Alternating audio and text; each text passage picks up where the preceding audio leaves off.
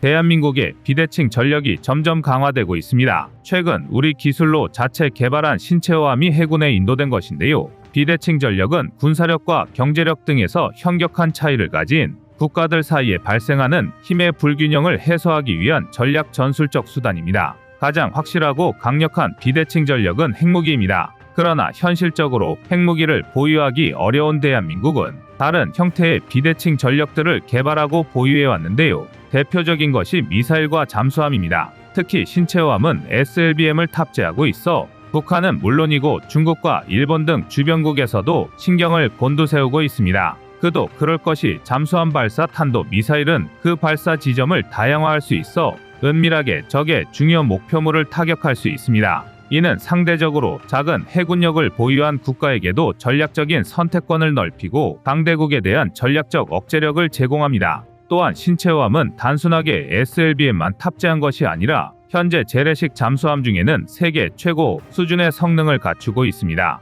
그런데 신체호함의 해군 인도식에서는 조금 특이한 장면도 포착됐는데요. 우리 군과 제조사인 HD현대중공업 이외에 무려 9개국의 군 관계자와 정부 고위 인사들이 참석한 것입니다. 이들이 그저 신체호함의 해군 인도를 축하해 주려고 온 것만은 아닐 것 같은데요. 그래서 준비했습니다. 오늘은 신체호함에 연관된 뒷이야기에 대해 알아보겠습니다.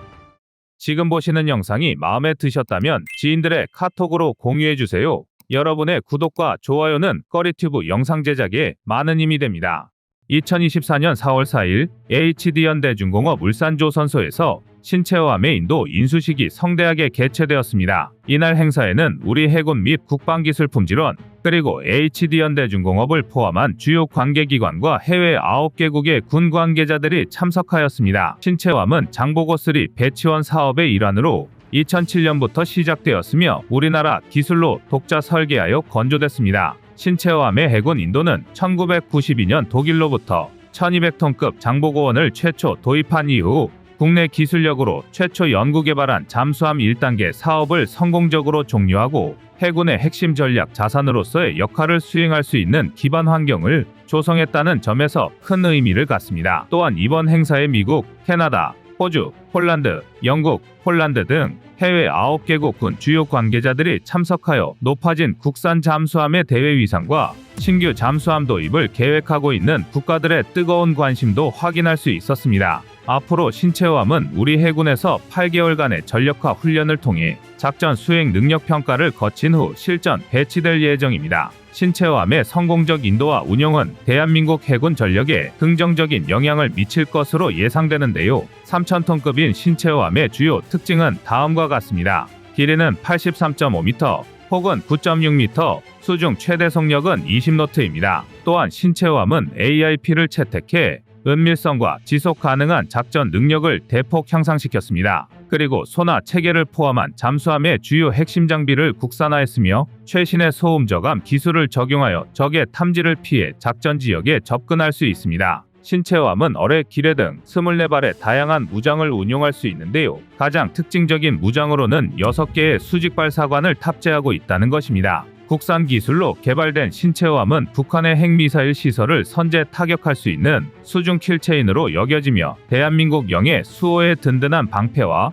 국가 전략 자산으로서의 역할을 충실히 수행할 것으로 기대됩니다. 신체호함은 장보고3 배치원 사업의 세 번째이자 마지막 잠수함인데요. 장보고3 배치원 사업은 대한민국 해군의 잠수함 전력 강화를 위한 핵심 프로젝트 중 하나입니다. 이 사업을 통해 탄생한 잠수함들은 국내 기술로 독자 설계 및 건조되어 그 의미가 더욱 특별합니다. 장보고3 배치원 사업의 성공적인 마무리는 단순히 군사적인 측면을 넘어서 국가 안보의 획기적인 강화를 의미합니다. 또한 글로벌 방산 수출 시장에서 K방산이 선두주자로서의 위치를 확보해야 할 수 있는 기반이 마련되었다는 점에서 큰 의의가 있습니다. 이번 신체호함의 전력화로 우리 해군은 2021년 도산한창호함, 2023년 안무함에 이어 SLBM을 쏠 수 있는 잠수함을 3척이나 보유하게 되었습니다. 킬체인 전략의 축이 더욱 두터워진 것인데요. 그런데 HD현대중공업 울산조선소에서 이루어진 신체호함 인수식 행사에서 뜻밖의 인물들이 목격되어 방산업계에 큰 화제가 되고 있다고 합니다. 이날 행사에는 우리 해군 및 HD현대중공업 관계자들뿐만 아니라 캐나다, 미국, 폴란드, 호주, 영국, 필리핀, 페루, 에콰도르, 콜롬비아 등 해외 9개국 관계자들이 참석했는데요. 여기서 눈길을 끄는 점은 미국, 영국, 캐나다, 호주 등 뉴질랜드를 제외한 파이브 아이즈 회원국들이 한자리에 모였다는 것입니다. 파이브 아이즈란 미국을 중심으로 한 5개 국가가 참여하는 정보 공유 연합이자 미국의 핵심 동맹국을 의미합니다. 파이브 아이즈가 미국의 1급 동맹국이라면 한국과 일본, 독일, 프랑스는 1.5급 동맹국이라고 할 수 있습니다. 그런데 이런 파이브 아이즈의 관계자들이 한국 잠수함 인도식에 모두 모였다는 것에서 방산업계 관계자들은 의미심장한 메시지를 느끼지 않을 수 없었습니다. 바로 한국 잠수함이 이들 파이브 아이즈 국가들의 표준 잠수함이 될 수 있다는 것인데요. 실제로 이날 참석한 국내외 인사들은 신체호함의 내부를 견학했을 뿐만 아니라 한국 해군 잠수함 운용부대의 정비 및 훈련 장비를 살펴보았습니다. 단순히 행사의 자리를 채우기 위해서 모였던 것은 아니라는 것입니다. 그리고 이날 행사에는 한국형 잠수함 도입을 강력하게 추진하고 있는 캐나다의 마이클 맥도널드 상원의원이 참석해 있어 화제를 모았었는데요. 현재 캐나다 해군은 중국을 견제하기 위해 역사상 최대 규모의 잠수함 도입 사업을 추진하고 있습니다. 캐나다 순찰 잠수함 프로젝트라는 이름으로 진행되는 이번 사업은 2026년에 3,000톤급 잠수함 총 12척을 발주할 예정이며 비용은 한 척에 2조 원, 수명주기 비용, 교육훈련 비용까지 포함해 총 사업비 600억 달러, 약 80조 원 규모에 달할 것으로 예상되고 있습니다. 많은 국가들이 이번 사업에 뛰어들었지만 사실상 한국의 도산한창호급 잠수함과 일본의 다이케이급 잠수함에 2파전으로 전개되는 양상입니다. 그런데 이번 행사에 캐나다 고위 인사가 직접 한국까지 발걸음을 옮겼다는 사실에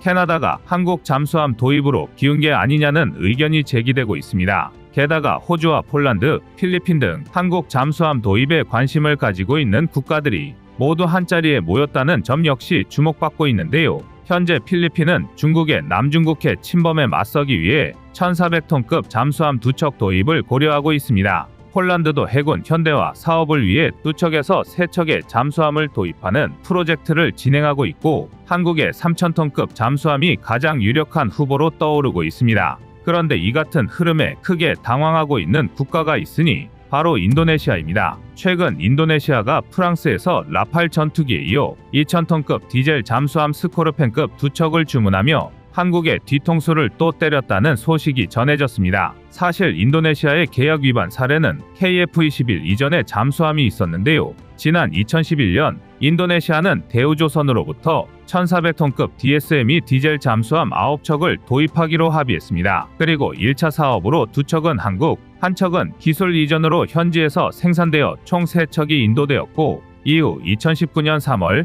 1조 1,600억 원 규모의 2차 사업을 체결하며 3척을 추가로 주문해 2026년까지 인도할 예정이었습니다. 하지만 인도네시아는 세 번째 잠수함을 인도받은 직후 갑자기 한국 잠수함의 성능이 저하되었다는 말도 안 되는 트집을 잡더니 2차 사업 진행을 일방적으로 중단하고 계약금을 지불하지 않았습니다. 이 탓에 계약은 아직도 미반료 상태이고 미리 잠수함 자재를 발주했던 대우조선은 800억 원에 달하는 막대한 손실을 보게 되었습니다. 그리고 KF-21 분담금 낼 돈이 없다면서도 라팔을 주문한 인도네시아가 이번에는 프랑스에서 잠수함을 사겠다고 하니 어이가 없을 따름입니다. 인도네시아가 한국을 상대로 이렇게 막 나갈 수 있었던 것은 자신들이 갑이라는 착각이 있었기 때문인데요. 세계 방산시장에 첫 발을 내디딜 당시 한국은 수출을 위해선 어떤 무리한 조건이든 들어줄 자세로 사업에 임했습니다. 그만큼 첫 수출 사례를 남기는 것이 중요했었고 그렇기에 인도네시아를 상대로도 간신히 손해만 면할 수준의 후한 조건을 제시했습니다.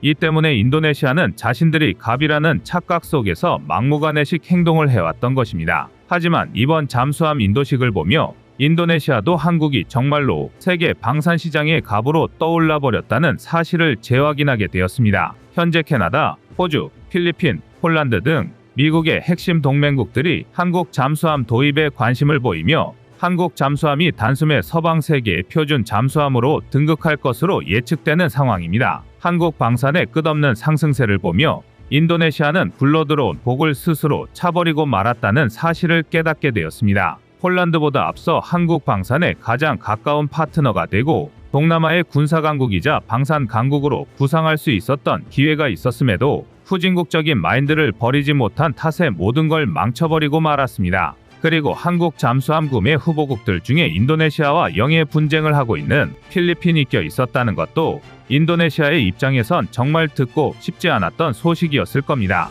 필리핀은 현재 1400톤급 잠수함을 신속하게 전력화하기를 원하고 있기 때문에 대우조선을 인수한 하나오션은 인도네시아가 본래 발주하기로 했던 1400톤급 DSME 모델을 바탕으로 고사양 장비를 반영하여 필리핀에 인도할 계획입니다. 인도네시아 때문에 미리 발주해 둔 자재를 그대로 활용하면서 필리핀이 원하는 납기일을 신속하게 맞춰주겠다는 계획입니다. 따라서 한국 무기를 지워버리려 하는 프라보어 수비안토 대통령 당선인을 성토하는 목소리가 높아져 가고 있습니다. 프라보어는 대표적인 친프랑스파로 대선 직전에도 고물이나 다름없었던 프랑스제 미라주 전투기를 말도 안 되는 가격에 구입했다는 것이 문제가 되어 결국 구매 계획을 연기하기로 결정했습니다. 그런데 이번에는 납기일도 불확실하고 가격 역시 한국과 비교할 수 없이 비싼 프랑스제 잠수함 도입 계약을 무리하게 체결했다는 이유로 내부의 비판에 직면한 상황입니다. 인도네시아 스스로는 약삭 빠르게 눈치를 보며 가장 이득이 되는 쪽으로 움직이고 있다는 생각을 할지도 모르지만 현실은 정반대로 흘러가고 있습니다. 이런 사례를 통해 국가 간 무기 거래에서도 가장 중요한 것은 신용이라는 것을 다시 한번 깨닫는 계기가 될 것 같습니다. 여러분의 구독과 좋아요가 꺼리튜브 운영에 많은 힘이 됩니다.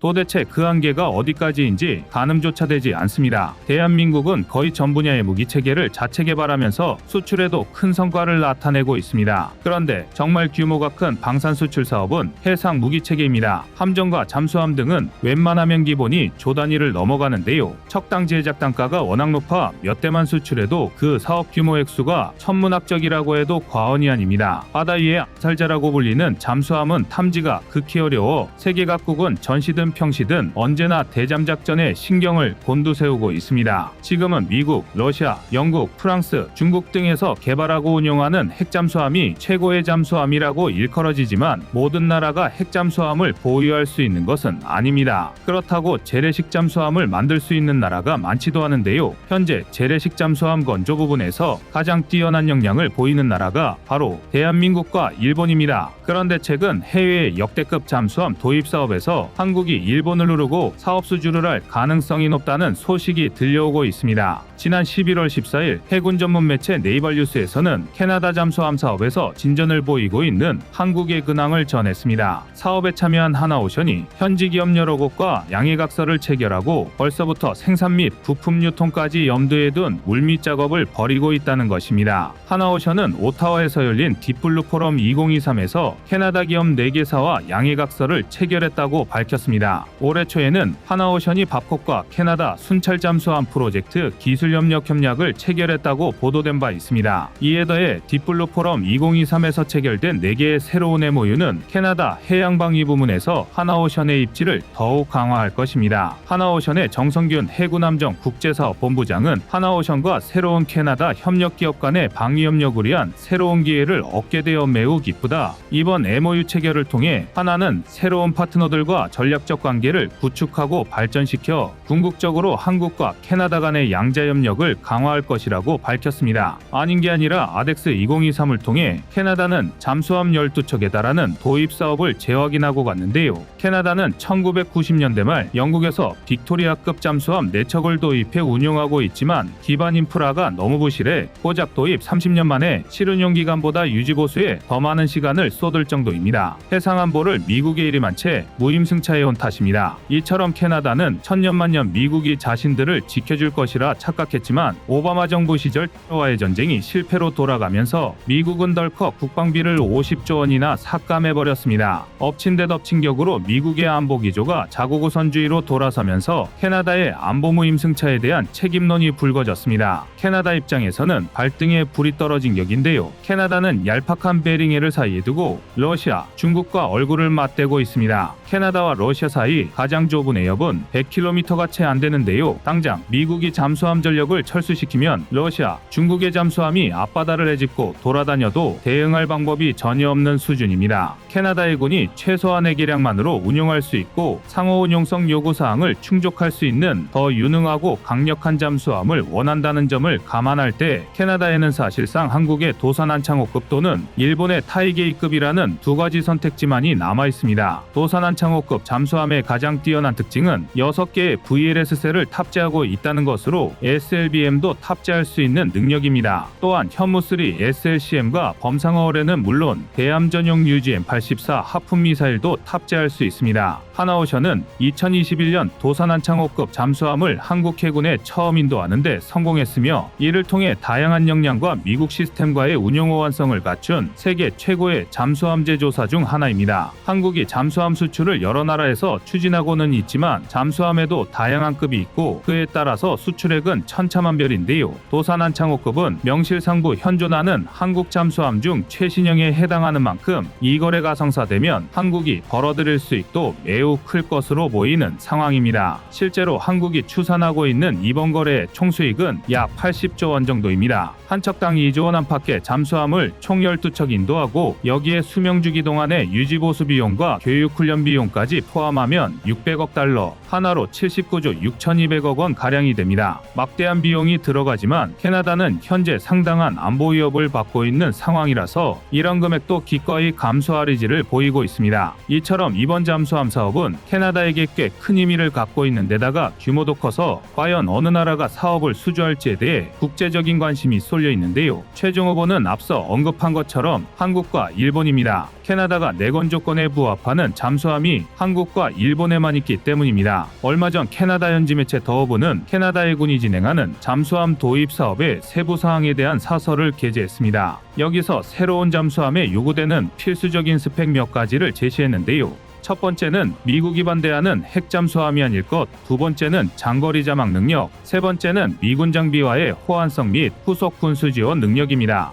이 조건에 많이 부합될수록 작전에 투입되는 잠수함의 수화 시간이 늘어나고 운용 사이클에도 여유가 생깁니다. 더허브는 캐나다 해군이 고를 수 있는 선택지는 많지 않으며 사실상 한국의 도산한창호급과 일본의 타이게이급 이외에는 이 조건을 충족시킬 수 없다고 보도했습니다. 세계에서 잠수함을 제조해 판매할 수 있는 국가는 미국, 영국, 독일, 프랑스, 스웨덴, 스페인, 일본, 한국 등이 있는데요. 미국과 영국은 이미 재래식 잠수함을 만들지 않으므로 이미 첫 번째 조건에서 탈락입니다. 그리고 독일과 프랑스, 스웨덴은 해안선이 짧고 수심이 얕아 잠수함의 규모가 작고 원형 작전에는 걸맞지 않습니다. 스페인의 경우 개발하고 있는 이삭페랄급 잠수함이 캐나다의 요구 성능에는 어느 정도 부합하지만 개발 과정에서 너무 많은 난항을 겪느라 일정이 지연되었고 이로 인해 도입하는 입장에서는 계약서에 선뜻 사인을 하는 것을 망설일 수밖에 없습니다. 그래서 남는 후보가 한국과 일본뿐인 것입니다. 사실 리튬이온 전지 잠수함 탑재 기술을 최초로 성공한 건 일본입니다. 그러나 기술력 부족으로 최신의 잠수함인 타이게이급의 AIP가 아닌 디젤 엔진과 리튬이온 전지를 조합할 수밖에 없었습니다. 그리고 이로 인해 전기에너지 생산을 위해 어쩔 수 없이 수면 근처로 부상해 마스트를 내밀어야 하는데요. 이 과정에서 초계기나 구축함에 노출될 확률이 상대적으로 높습니다. 더군다나 자망 기술력이 부족해서 리튬이온 전지를 탑재하고도 최대 자망 시간이 도산한창호급 미만인 것으로 알려져 있는데요. 오죽하면 일본 내에서조차 성숙하지 않은 기술을 도입하느라 온갖 리스크를 다 짊어진 주제에 자망 시간마저 짧고 리튬이온 전지 충전을 위해 목숨까지 걸어야 하는 반쪽짜리 잠수함이라며 악평을 받고 있습니다. 재밌는 건 3,000톤급 이상 중형 잠수함 시장에서 그나마 대한민국 발끝이라도 따라갈 수 있는 나라가 일본뿐이지만 그 차이는 하늘과 땅만큼이나 크다는 겁니다. 게다가 지난 5월에 이미 캐나다 연방조달청 관계자들과 분당국자들이 하나오션 옥포조선소와 해군 잠수함 사령부를 방문해서 현장을 견학하고 돌아갔는데요. 캐나다가 원하는 핵심 성능 중 하나인 자망 시간을 좌지우지하는 부품은 배터리입니다. 한국은 고용량, 고효율의 안정성까지 갖춘 배터리 개발을 위해 가진애를 써왔습니다. 이를 위해서 시제품 배터리를 만들어서 불에 태우고 물에 담그는 등 극한의 테스트까지 진행했습니다. 하나에서는 전지를 섭씨 800에서 1100도의 화염에서 2분간 가열하였지만 시험 후 전혀 손상되지 않고 초기 전압을 유지하고 있는 걸 확인할 수 있었습니다. 또한 염수로부터 안전한지를 확인하기 위해 고전압으로 충전된 리튬 전지팩을 고농도의 염수에 침수시켜 전지가 완전히 방전될 때까지 하루 동안 물속에 방치해뒀음에도 어떠한 손상도 없었습니다. 캐나다 대표단은 이러한 실험이 이루어졌던 하나에어로스페이스와 배터리 생산 기업 버만 퓨얼셀을 잇따라 방문했는데요. 하나 관계자들은 캐나다 대표단의 고도의 배터리 기술을 적극적으로 어필했다고 밝혔습니다. 여기서 끝이 아닙니다. 캐나다는 아덱스 2023에서 대한민국과 장보고3 배치2 도입까지 논의했습니다. 장보고3 배치2는 전투체계 및 소나의 성능도 한껏 끌어올렸습니다. 표적을 탐색하는 능력을 포함해 생존성과 작전 운용 능력치를 향상시켰고 중량이 2배 가까이 늘어난 신형 SLBM을 위해 대형화된 신형 VLS를 장착할 예정인데요. 이 덕에 SLBM용 VLS를 4셀 더 추가해서 모두 10셀이 됩니다. 기존 도산한 창호급의 6셀에서 66% 늘어난 셈입니다. 대한민국의 SLBM은 물속에서부터 압축 공기로 미사일 몸통을 먼저 수면 위로 쏘아 올린 다음에 수면 위에서 점화하는 콜드런치 방식을 택했는데요. 세계 7번째로 발사에 성공한 SLBM이자 사거리 500에서 800km의 현무 4-4입니다. 알기 쉽게 비유하자면 사전 과정 없이 중국 동부의 전략 거점을 모두 타격할 수 있을 정도의 성능인데요. 또 프로펠러 캡의 블레이드와 동일한 수의 캡핀을 익형으로 형성하여 소음과 진동을 크게 줄여 추진 성능을 강화했고 말구평 음향 탐지 체계를 장착해서 색적 능력 또한 비약적으로 높였는데요. 결정적으로 장보고3 배치2는 애초 개발 단계부터 핵심 장비에 대한 국산화 연구 개발을 동시에 추진한 덕에 국산화율만 무려 80%가 넘습니다. 이러니 차기 잠수함 도입 사업을 추진 중인 나라들이 눈을 까뒤집고 대한민국 잠수함을 찾을 수밖에 없는데요. 성능은 두말할 것도 없고 전략무기인 잠수함을 도입하는 과정에서 외교적 이해관계가 얽히는 불상사를 사전에 방지할 수 있기 때문입니다. 세계 최고의 조선강국 대한민국이니 함정도 뚝딱 만들 수 있지 않겠냐고 하시는 분도 계시겠지만 전투함 등의 함정은 일반적인 상선보다 훨씬 더 최첨단 기술을 필요로 하며 정밀한 공정이 요구됩니다. 또한 절대적인 신뢰성이 담보되어야 하는데요. 해상 전력 중 이런 기술적 특성이 가장 잘 드러난 무기체계가 잠수함입니다. 다른 무기체계도 그렇지만 잠수함을 통해서도 한국 방산 기술이 얼마나 발전했는지 가늠해 볼 수 있을 것 같습니다. 이상 꺼리튜브의 두 번째 미션이었습니다.